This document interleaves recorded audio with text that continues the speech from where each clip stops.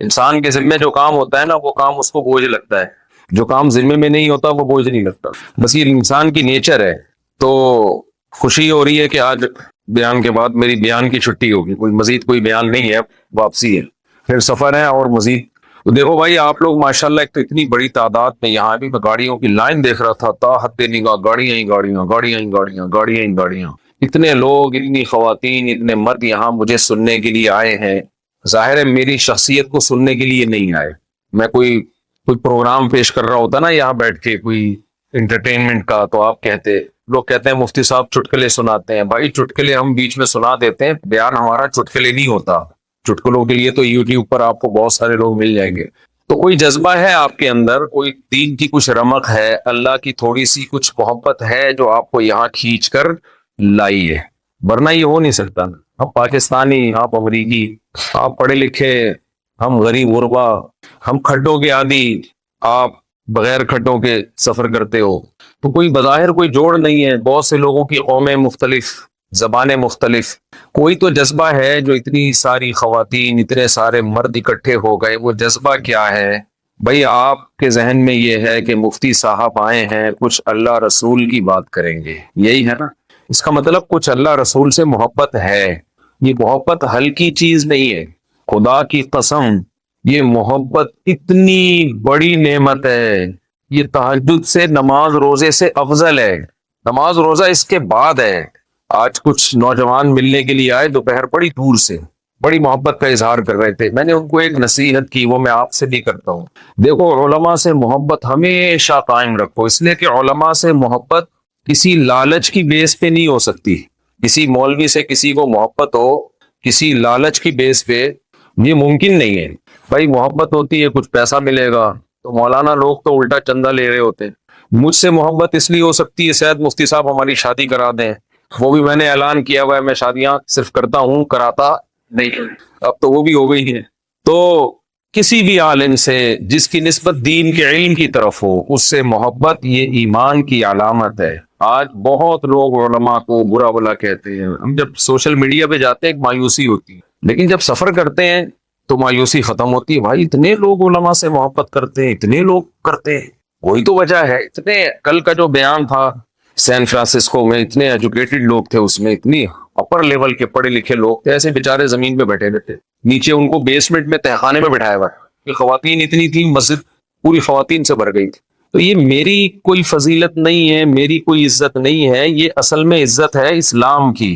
ہم منسوب ہو گئے اسلام کی طرف تو اللہ نے لوگوں کے دل میں ایک محبت ڈال دی ہے، ورنہ یہ عزت اصل میں کس کی ہے؟ اسلام کی عزت۔ یہ عزت دنیا میں کسی مذہب کو حاصل نہیں ہے، کسی مذہب کو حاصل نہیں۔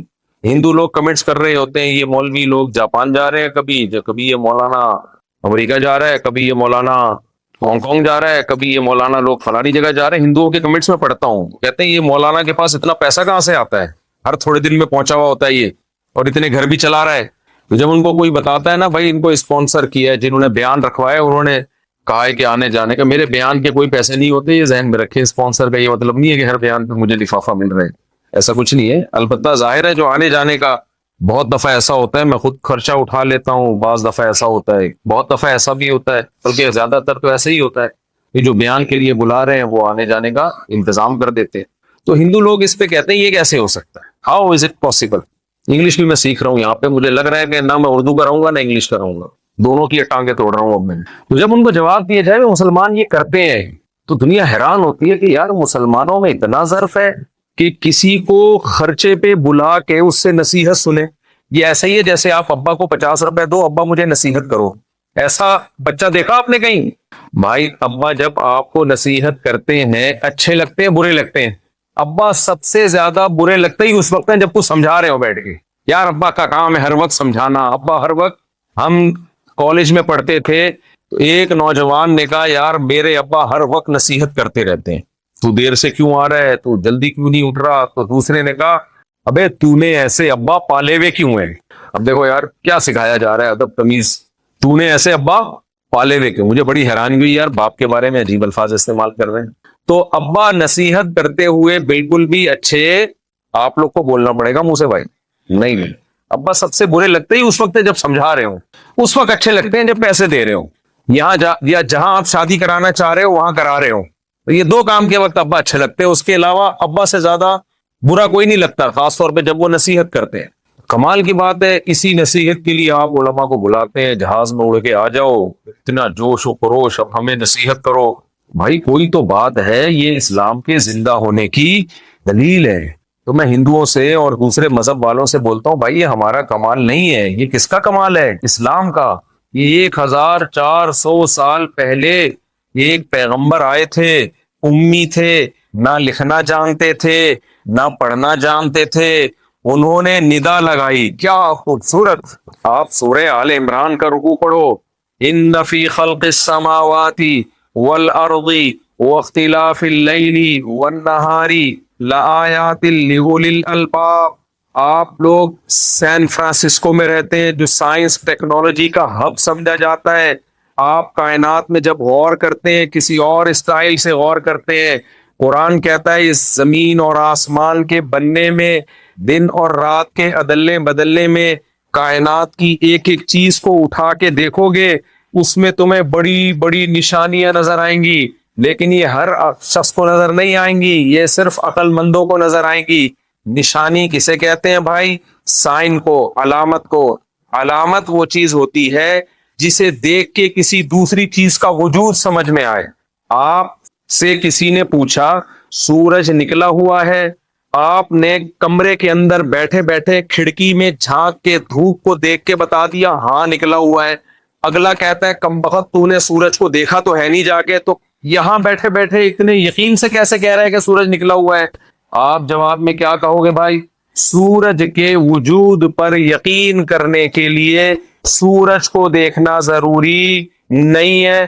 دھوپ ایک نشانی ہے, دھوپ ایک پکی ڈھکی نشانی ہے جو یہ بتاتی ہے کہ دھوپ جبھی ہوگی جب سورج نکلا ہوا ہوگا. رات کے 12 بجے دھوپ نہیں ہوتی, چاند کی روشنی ہوتی ہے, وہ دھوپ نہیں ہوتی ہے. تو دھوپ دیکھ کر سورج کے ہونے کا 100% ہمیں یقین ہو جاتا ہے. تو دھوپ ایک نشانی ہے, اور نشانی جب ہوتی ہے تو اصل نظر نہیں آ رہا ہوتا, تبھی نشانیاں دیکھ کے بتایا جاتا ہے. اللہ چونکہ ہمیں نظر نہیں آتا, اس کائنات کو بنانے والا ہمیں نظر نہیں آتا. اللہ کہتے ہیں جیسے سورج کو دیکھنا مشکل, سورج کے وجود کے لیے دھوپ دیکھ لینا کافی ہے. اسی طرح ما کان لبشر, کسی بشر کی یہ طاقت نہیں ہے کہ مجھ سے براہ راست ہم کلام ہو. لا تدرکہ الابصار, کسی انسان کی یہ مجال نہیں ہے کہ میرے جلال کو دیکھ کر وہ میرے جلال کو دیکھ کر برداشت کر لے. اس لیے اللہ نے اپنے وجود کو, اپنے ہونے کو ثابت کرنے کے لیے اس کائنات میں نشانی نہیں بے تحاشا نشانیاں بکھیر دی ہیں. ایک دھوپ ایک ایسی نشانی ہے جسے دیکھ کے ہم سورج کے ہونے کا یقین بولو کر لیں, دوسری کسی نشانی کی ہمیں ضرورت نہیں ہوتی. تو اللہ کہتے ہیں ایک نشانی سے تم سورج کے ہونے کا یقین کر لیتے ہو, تو میں نے اس کائنات میں کروڑوں اربوں نشانیاں پیدا کی ہیں, ان کو دیکھ کر میرے ہونے کا یقین کیوں نہیں کر لیتے؟ سمجھ میں بات آ رہی ہے کہ نہیں آ رہی ہے؟ ان فی خلق السماوات والارض واختلاف اللیل والنہار لآیات لأولی الالباب, عقل مندوں کے لیے ایک نہیں بے تحاشا نشانیاں ہیں. ہر نشانی بتائے گی کہ کوئی پیدا کرنے والا ہے, یہ کائنات خود بخود نہیں بنی ہے. سورج خود کیسے بن گیا بھائی؟ اتنا ایندھن, اتنی انرجی پھینک رہا ہے, پتہ نہیں کتنے لاکھوں, کہتے ہیں ایٹمی دھماکے ہو رہے ہیں سورج کے اندر. ایک ایٹم بم بنانے میں کتنا ٹائم لگا تھا, اس کے بعد دھماکہ کرنے میں کتنا مشکل کام ہے. سورج سے کتنی انرجی نکل رہی ہے, اور زمین سورج کے گرد گھومے چلی جا رہی ہے, پتہ نہیں کروڑوں سالوں سے ایسا گھوم رہی ہے, ایسا تیر رہی ہے. قرآن کہتا ہے کل فی فلک یسبحون, چل نہیں رہی ہے, تیر رہی ہے. جب تیرتی ہے کوئی چیز تو اسموتھلی تیرتی ہے, وہ جھٹکے نہیں آتے. کبھی ہمیں کوئی جھٹکا آیا؟ 360 دنوں میں ایک سورج کے گرد چکر مکمل, اور اپنے گرد 24 گھنٹے میں. کبھی آپ کو محسوس ہوا کہ ہم گھوم رہے ہیں؟ پینے کے بعد تو محسوس ہوتا ہے کہ ہم کیا ہو رہے ہیں, بولو گھوم رہے ہیں. بلکہ اس میں بھی خود نہیں گھومتا ہوا, وہ سمجھ رہا ہوتا ہے کہ دنیا گھوم رہی ہے, حالانکہ وہ خود گھوم رہا ہوتا ہے.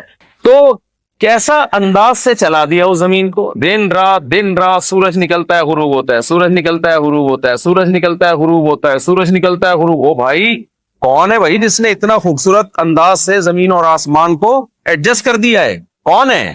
سائنسدان تو بڑے آرام سے پتلی گلی سے نکل لیتے ہیں کہہ کے ایک دھماکہ ہوا تھا اور یوں ایسے ہو گیا. ابے بھائی یہ کیسے ہو گیا یار؟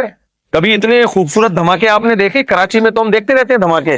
ایسا خوبصورت دھماکہ ابھی تک رپورٹ میں نہیں آیا کہ دھماکہ ہوا, بندہ مرا پڑا ہوا تھا, ہاتھ پاؤں ٹوٹے ہوئے تھے, دھماکہ ہوا جڑ گئے. کبھی دیکھا آپ نے ایک دھماکہ ہوا اور چیز ٹوٹنے کے بجائے کیا ہو گئی؟ بولو, جڑ گئی. تو یہ کیا خوبصورت نظام وجود میں آ گیا. اللہ فرماتے ہیں لآیات لأولی الالباب الذین یذکرون اللہ قیاما وقعودا وعلی جنوبہم ویتفکرون فی خلق السماوات والارض.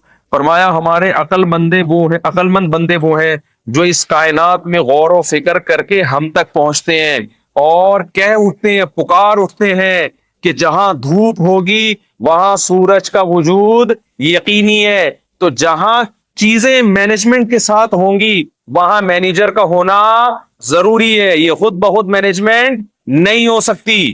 پھر ہم پر ایمان لاتے ہیں, پھر اللہ کہتے ہیں ایسا ایمان لاتے ہیں یذکرون اللہ قیاما وقعودا.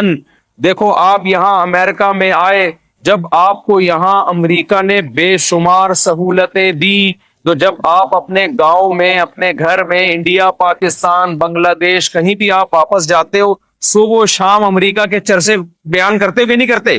ہم دیکھتے ہمارے جو ریلیٹو امریکہ سے آتے ہیں نا کراچی میں, ہر وقت شو مارتے رہتے ہیں ہمارے سامنے, ہر وقت شو مارتے رہتے. مجھے یاد ہے ہمارے ایک ریلیٹو آئے امریکہ سے, تو ہم گاڑی میں جا رہے ہیں, اچانک کوئی موٹر سائیکل والا یوں کر کے گزر گیا.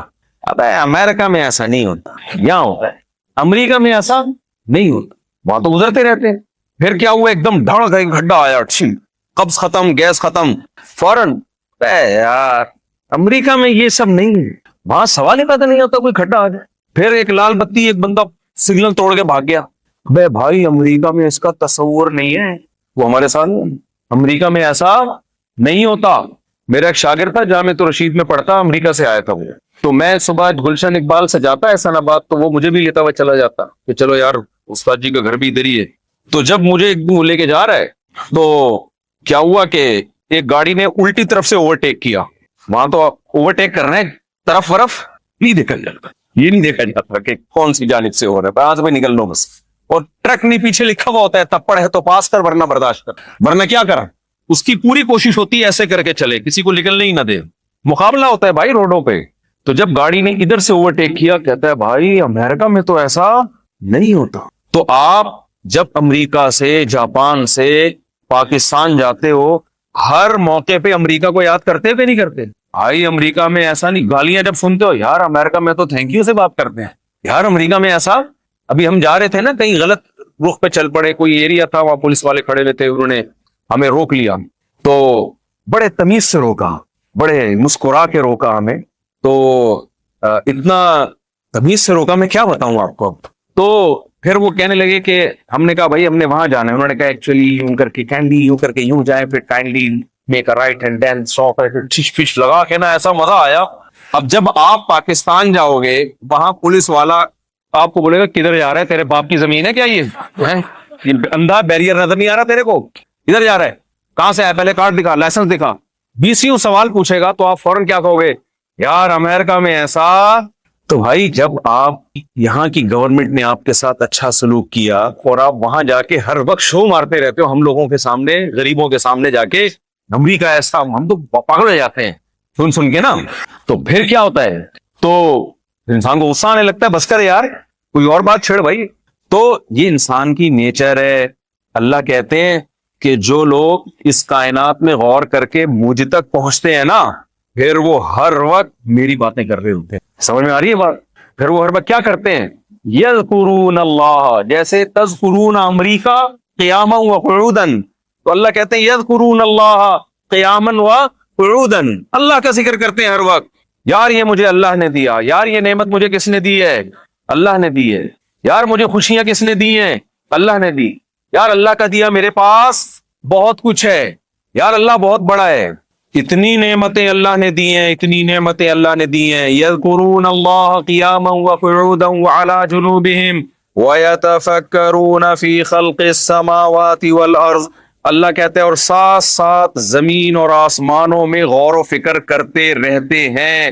جب کوئی چیز سامنے آتی ہے فوراً کہتے ہیں پہلے شکر کس کا ادا کرتے ہیں؟ اللہ کا. ابھی ہم آ رہے تھے راستے میں انگوروں کی بیل نظر آئی ہمیں نا, ایسے گچھے انگوروں کے لٹکے ہوئے لال لال. جس کا دل زندہ ہوگا وہ سب سے پہلے اپنے رب کی تعریف کرے گا.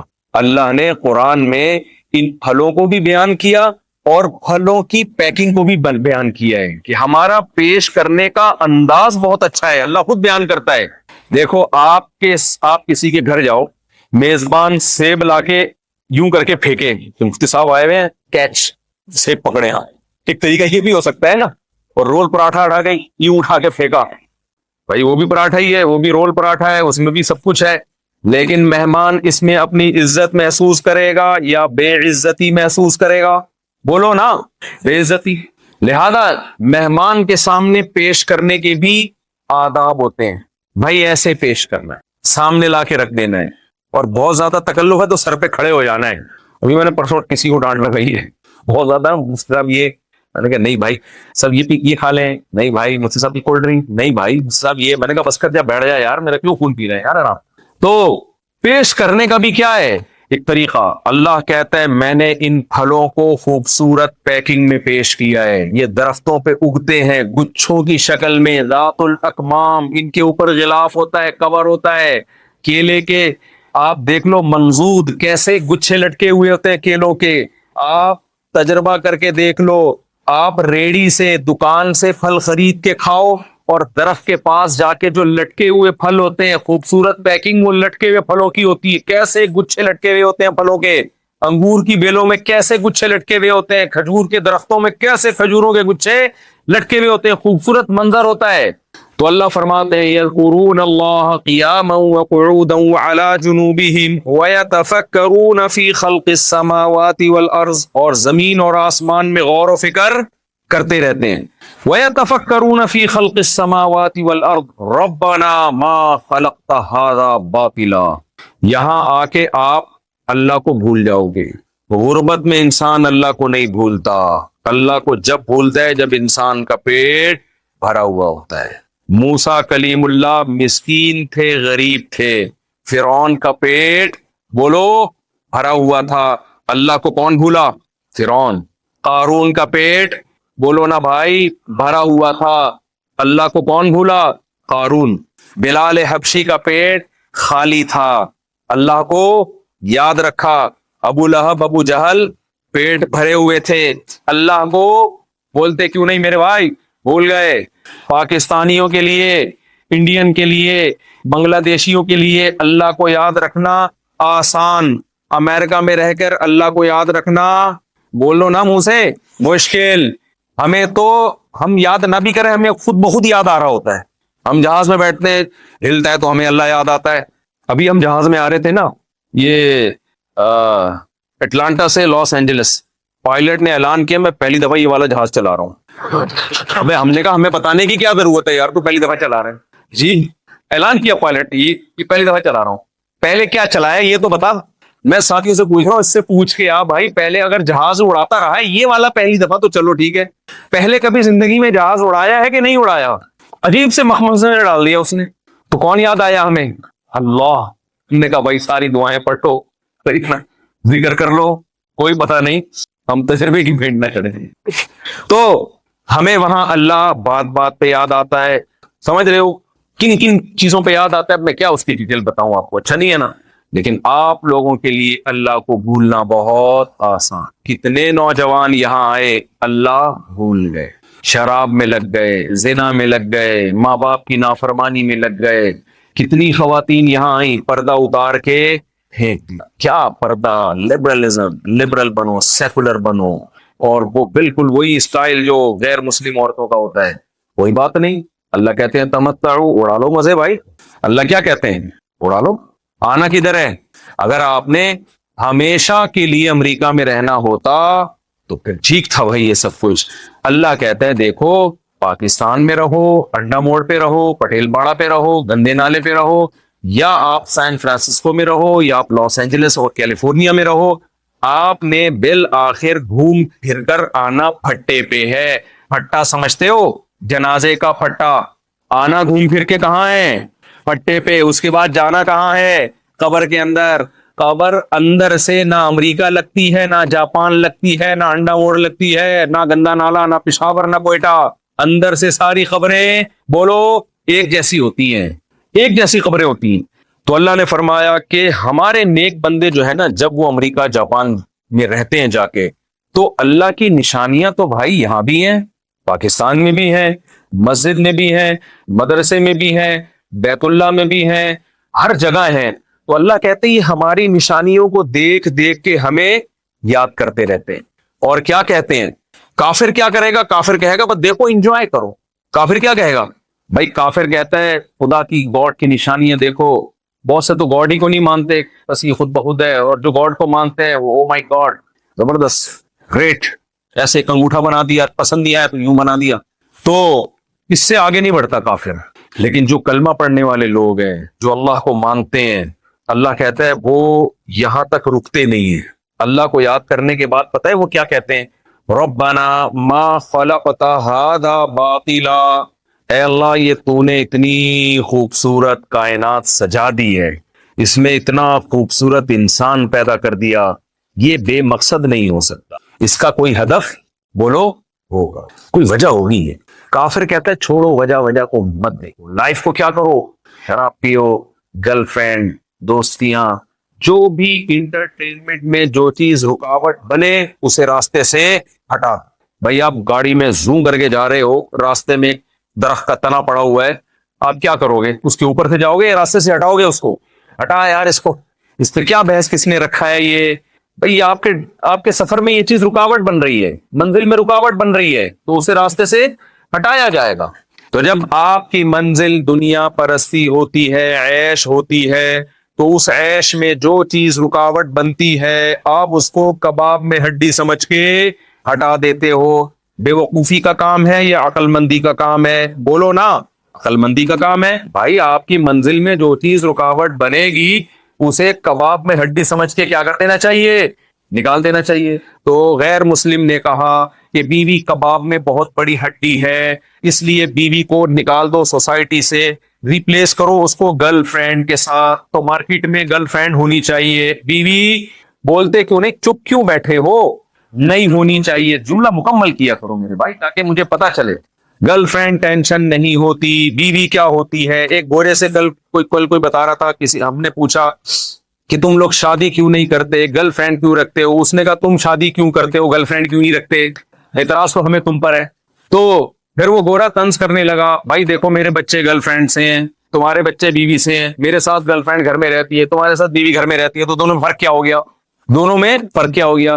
اس مسلمان نے بتایا بھائی اس کے حقوق زیادہ ہیں. تو اس نے کہا میں بلا وجہ اپنے ذمہ حقوق کیوں ڈالوں؟ جب ہم مزے سے رہ رہے ہیں تو ٹینشن پالنے کی کیا ضرورت ہے؟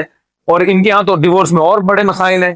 تو لہذا انہوں نے کیا کیا بھائی، یہ چیز کباب میں ہڈی بن رہی ہے، بیوی کباب میں کیا بن رہی ہے؟ ہڈی. اسی طرح عورت نے بھی کہا شوہر کباب میں بہت بڑی ہڈی ہے، جب شوہر ہوگا تو اس کے حقوق، اور اسلام نے جو حقوق بتائے وہ تو بہت زیادہ حقوق ہیں. بوائے فرینڈ کے کوئی حقوق بولو نہیں ہوتے. پاکستان میں اتنے حقوق ہوتے ہیں کہ ایزی لوڈ وغیرہ وہ کروا کے دیتا ہے، یہاں تو سنا ہے وہ بھی نہیں ہے. پاکستان میں بوائے فرینڈ کے حقوق پھر بھی تھوڑے سے، بوائے فرینڈ پہ کچھ ذمہ داریاں آتی ہیں. 500 کا بیلنس ڈال دو، 1000 کا بیلنس ڈال دو، اب نیا موبائل آیا پرانا والا دے گی، اتنے چل رہے ہیں وہاں پہ. یہاں تو سونا ہے یہ والے بھی نہیں ہیں. گرل فرینڈ بھی اپنے خرچے پہ، بھائی اپنا بیلنس بھی خود ہی ڈالو. تو شوہر کے ساتھ تو بڑے مسائل، پھر شوہر کے ساتھ ایک بہت بڑا مسئلہ یہ، اور بیوی کے ساتھ ایک بہت بڑا مسئلہ یہ کہ بیوی جب بنے گی تو پھر ایک عدد ساس بھی جہیز میں ملے گی آپ کو، سالے بھی آپ کو کیا ملیں گے؟ جہیز میں ملیں گے. آپ ٹائم پہ گھر نہیں آ رہے، سسر کا بھی فون آ سکتا ہے، ساس بھی ٹینشن دے گی آپ کو، لڑکی کے بھائی بھی ٹینشن دیں گے. تو گوروں نے، غیر مسلموں نے کیا کیا بھائی، منزل ہماری خواہشات ہے، منزل ہماری انٹرٹینمنٹ ہے، تو انٹرٹینمنٹ میں سالہ بھی ہڈی، ساس بھی ہڈی، اس کباب میں سسر بھی بہت بڑی ہڈی. تو گرل فرینڈ کے باپ اور ماں ساس سسر نہیں ہوتے، اس کے بھائی سالے نہیں ہوتے. بیوی کے ساتھ یہ رشتے بنتے ہیں. تو مارکیٹ سے بیوی کو کیا کرو، شارٹ. سمجھتے ہو کہ نہیں سمجھتے ہو؟ یہ مارکیٹ میں ہو رہا ہے، اور ہمارے نوجوان آ کے بھی ایسی حرکتیں کر رہے ہیں یہاں پہ آ کے.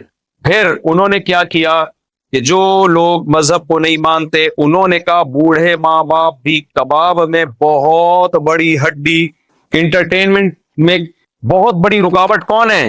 بوڑھے ماں۔ ماں کھانسے گی، کورونا پھیلائے گی، ہے بھائی، ٹی بی بھی پھیلا سکتی ہے، بوڑھوں کو تو بیسیوں بیماریاں ہوتی ہیں بھائی۔ کورونا کے دنوں میں بڑا حال دیکھا ہے ہم نے، بوڑھوں کو کیسے چھوڑ چھوڑ کے، بعض لوگ مذہبی دینی لوگوں نے نہیں بھاگے، وہ اللہ پہ توکل کرو، ہم نہیں بوڑھے کو چھوڑ سکتے، لیکن جن کے دل میں اللہ رسول نہیں، خدا نہیں ہے جن کے دل میں، انہوں نے اپنے بوڑھوں کو ایسا سلوک کیا ہے نا کووڈ کے دنوں میں بوڑھوں کے ساتھ جیسے کوئی رشتہ ہی نہ ہو۔ تو بوڑھا بھی کباب میں ہڈی ہے، تو کیا کیا بھائی، جب آپ کی منزل خواہشات ہے تو بوڑھے کو اولڈ ہاؤس، کہاں جائے گا وہ؟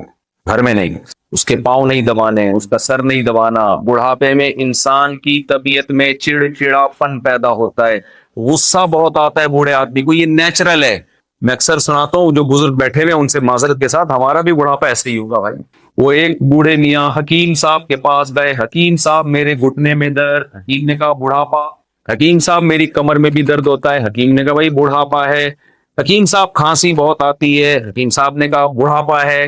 بوڑھے میاں کو غصہ آ گیا، بھائی کیا ہر بات میں بڑھاپا بڑھاپا، ایک دم جب غصہ آیا تو انہوں نے کہا یہ بھی کیا ہے؟ بڑھاپا ہے۔ تو ہم سب کے ساتھ ایسا بنے ہوا، غصہ آتا ہے ابا کو بات بات پہ، ماں کو غصہ آتا ہے، تو اللہ نے ایک تو کہہ دیا کہ کیا ہے، جو لوگ میری نشانیوں پہ یقین کرتے ہیں، لا تقل لہما افین، اس بڑھاپے میں ان کی اونچی الٹی سیدھی باتوں پہ اف کرنے کی بھی تمہیں اجازت نہیں ہے۔ غیر مسلموں نے سوچا بھائی ہماری منزل جب انٹرٹینمنٹ ہے، خوشیاں ہے، تو خوشی میں ابا اور اماں بہت بڑی رکاوٹ ہیں، لہذا ان کو مارکیٹ سے کیا کرو؟ شارٹ۔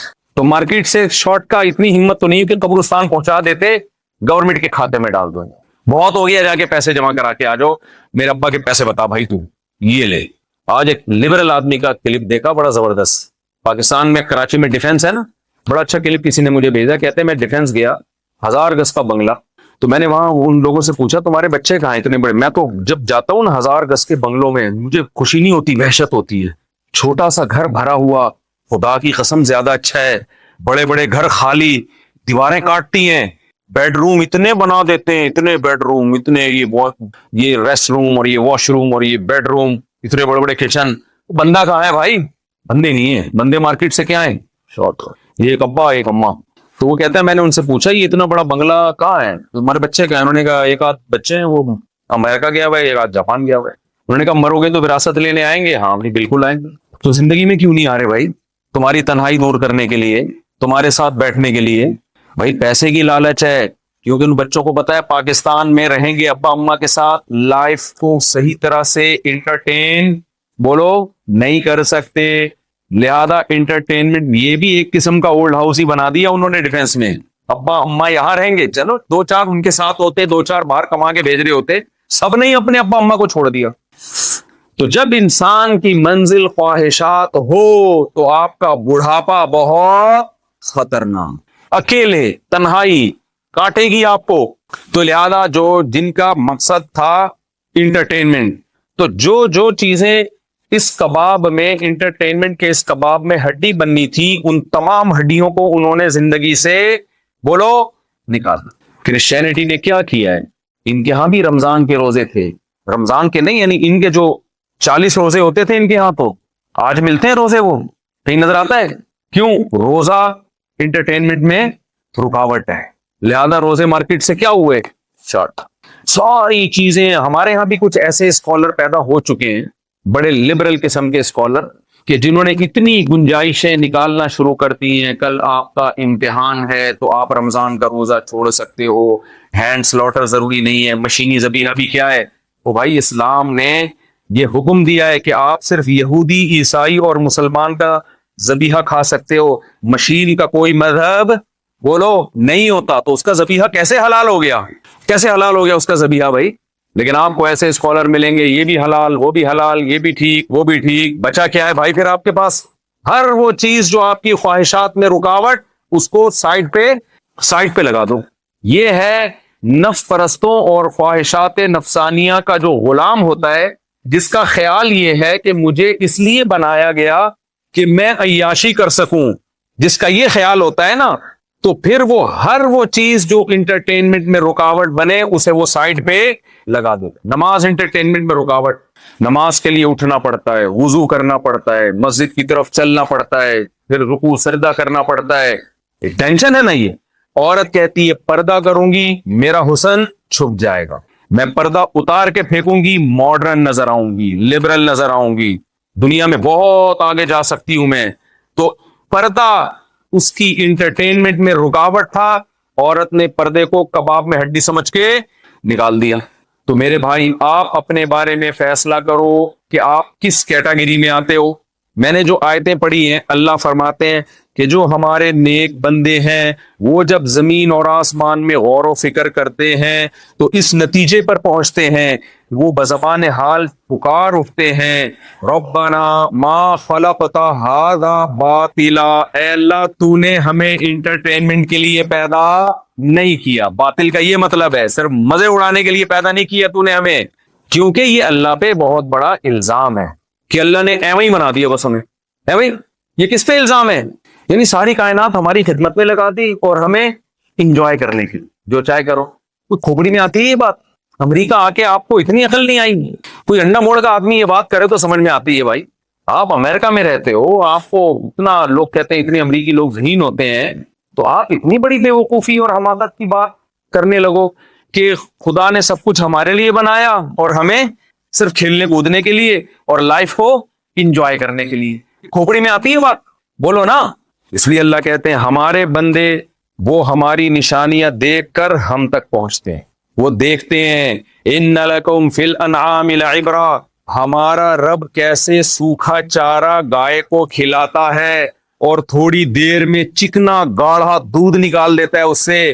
اتنی بڑی مشینری اس نے بھینس اور گائے کے اندر فٹ کر دی ہے, ایسی مشینری جو اب تک جاپان اور فرانس کے اور امریکہ کے سائنسدان, یہاں ٹیکنالوجی کا ہب ہے یہ سین فرانسسکو, یہاں تک اب تک کوئی ایسی مشین ایجاد ہوئی. میں آج گوگل کے آفس ہو کر آیا, آج میں فیس بک کا جو مین مرکز ہے پوری دنیا کا وہ دیکھ کر آیا. میں نے تلاش کیا کوئی ایسی مشین ہو ادھر سے گھاس ڈالو اور ادھر سے دودھ نکلے.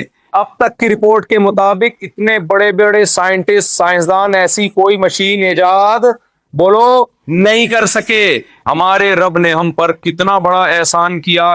اللہ اگر ہمیں دودھ پلانے کے لیے حکم دیتا کہ گائے کو بادام کھلاؤ گے, چکنی چیز کھلاؤ گے, فیٹ کھلاؤ گے تو وہاں سے فیٹی دودھ نکلے گا, تو میرے بھائی ہمارا دودھ زیادہ نکل جاتا اور بھینس کا دودھ ہم کم نکالتے. کیا خیال ہے؟ دودھ والے کا اپنا دودھ زیادہ نکل جاتا, وہ کہتا ہے مجھے اتنی مہنگا پڑ رہا ہے دودھ, اس کو بادام کھلاتا ہوں کم وقت کو میں اور وہاں سے دودھ نکالتا ہوں, کیونکہ بادام میں آئل ہے, پستے میں تیل ہے, تیل کھلا کے تیل نکالنا, گھی نکالنا سمجھ میں آتا ہے. اللہ نے کہا وہ چیز ان جانوروں کو تم کھلاؤ گے جو سب سے سستی, جو انسانوں کے کھانے کی نہیں ہے,